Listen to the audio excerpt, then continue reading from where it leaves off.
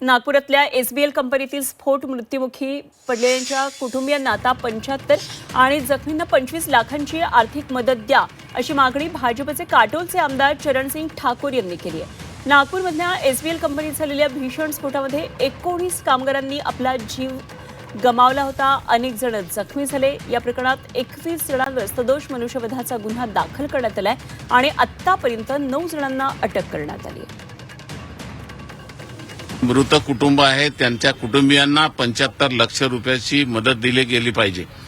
जे दवाखान्यामध्ये आहेत तेही मरणासन्न अवस्थेमध्ये काही पेशंट आहेत त्यांनाही त्याच पद्धतीची मदत त्या ठिकाणी दिल्या गेल्या पाहिजे आणि जे जखमी आहेत त्यांनाही 25 लाख रुपये त्या ठिकाणी दिल्याशिवाय आज या दुर्घटनेच्या संबंधामध्ये माननीय पालकमंत्री महोदयांनी जी मीटिंग बोलावलेली आहे माझी त्यांना विनंती आहे, शासनालाही विनंती आहे, ही मदत जोपर्यंत मिळणार नाही तोपर्यंत मी इथून जाणार नाही आणि कोणत्याही प्रकारची प्रक्रिया होऊ देणार नाही।